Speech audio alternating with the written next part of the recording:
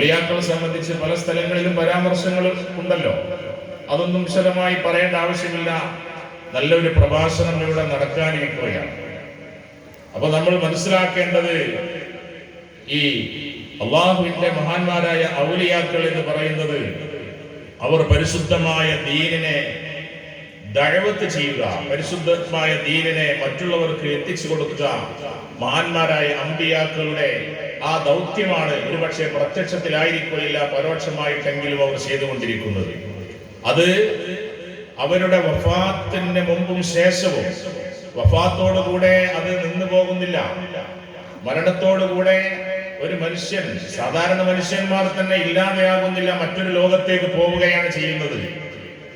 അസാധാരണ മനുഷ്യന്മാരോ, അസാധാരണ മനുഷ്യൻ എന്ന് പറഞ്ഞാൽ ഒരു സാധാരണ മനുഷ്യനില്ലാത്ത ചില കഴിവുകളൊക്കെ അള്ളാഹു തആല കൊടുത്ത, അള്ളാഹു അങ്ങനെ കഴിവ് കൊടുക്കാൻ കാരണം അവർ ഇബാദത്തിൽ മുഴുകി, സുന്നത്തുകളിൽ മുഴുകി, നല്ല കാര്യങ്ങളിലൊക്കെ മുഴുകിയത് കൊണ്ട് അവരുടെ സംസാരങ്ങൾ അള്ളാഹുവിന്റെ സംസാരങ്ങളാണ്, അവരുടെ കേൾവി അള്ളാഹുവിന്റെ കേൾവിയാണ്, അവരുടെ നോട്ടം അള്ളാഹുവിന്റെ നോട്ടമാണ്, അവരുടേത് ഒക്കെ, അവരുടെ കൈകാര്യങ്ങളൊക്കെ അള്ളാഹു കൈകാര്യം ചെയ്തുകൊണ്ടിരിക്കുകയാണ്. അങ്ങനെയുള്ള മഹാന്മാരായ ഔലിയാക്കൾ അവരതിലൂടെ പരിശുദ്ധ ദീനെ മറ്റുള്ളവർക്ക് എത്തിച്ചു കൊടുത്തു. ഇപ്പോഴും ലോകത്ത് പല ഔലിയാക്കളും ഉണ്ട്, വരാൻ പോകുന്ന കാലത്ത് ഉണ്ടായിരിക്കും. ഔലിയാക്കൾക്ക് ഓരോ കാലത്തും ഉണ്ടായിരിക്കുമല്ലോ.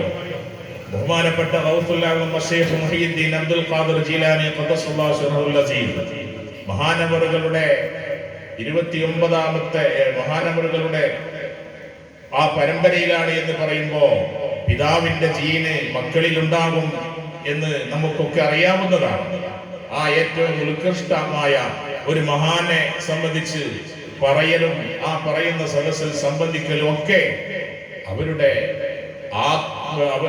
അഭൗതികമായ ലോകത്തുള്ള അള്ളാഹുമായിട്ടുള്ള ആ ബന്ധത്തിൽ, ആ പ്രാർത്ഥനകളിൽ അവരിപ്പോഴും അള്ളാഹുവിനെ ഇബാദത്ത് എടുത്തുകൊണ്ടിരിക്കുകയാണ്. നമ്മളെ ഈ സദസ്സ് കണ്ടുകൊണ്ടിരിക്കുകയാണ്. അള്ളാഹുവിനോട് അവര് പറഞ്ഞുകൊണ്ടിരിക്കുകയാണ്. അവര് മരണപ്പെട്ടു പോയി മറ്റൊരു ലോകത്ത് ഇപ്പോഴും ജീവിച്ചു കൊണ്ടിരിക്കുകയാണ്. നമ്മുടെ കാര്യങ്ങളൊക്കെ അവരറിയാണ്. ആ അത്തരം മഹാത്മാക്കളോട് സഹായം ചോദിക്കുമ്പോ അവർ അള്ളാഹുവിനോട് ആവശ്യപ്പെടുകയാണ്, അള്ളാഹു അത് സ്വീകരിക്കുകയാണ്.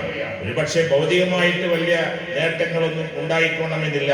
ഇവിടെ അല്ലല്ലോ നമുക്ക് സുഖങ്ങളും സൗകര്യങ്ങളും നേട്ടങ്ങളും ഉണ്ടാകേണ്ടത്. വയനാട് ഇപ്പൊ നമ്മൾ കണ്ടതാണ്. എത്രയെത്ര സ്വപ്നങ്ങൾ വെച്ചുകൊണ്ടാണ് കിടന്നുറങ്ങിയത്. നേരം പുലർന്നപ്പോ ഒരു നാട് മുഴുവൻ പോയി.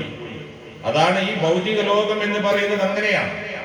നമ്മുടെ യഥാർത്ഥ ലോകം വരാനിരിക്കുന്ന ലോകമാണ്. ആ ലോകത്താണ് ഈ ഔലിയാക്കൾ നമ്മുടെ കൈപിടിച്ച് കൊണ്ടുപോവുക അള്ളാഹുവിന്റെ മഹത്തായ സ്വർഗത്തിലേക്ക്. അള്ളാഹു അവരോട് കൂടെ, ആ മഹാന്മാരോട് കൂടെ നമ്മയൊക്കെ സ്വർഗലോകത്ത് എത്തിക്കട്ടെ. ആമീൻ യാ റബ്ബൽ ആലമീൻ. ഈ മഹത്തായ പരിപാടി ബിസ്മില്ലാഹിർ റഹ്മാനിർ റഹീം എന്ന തിരുവാക്യം കൊണ്ട് ഉദ്ഘാടനം ചെയ്ത് ഞാൻ അവസാനിപ്പിക്കുന്നു. അസ്സലാമു അലൈക്കും വറഹ്മത്തുള്ളാഹി.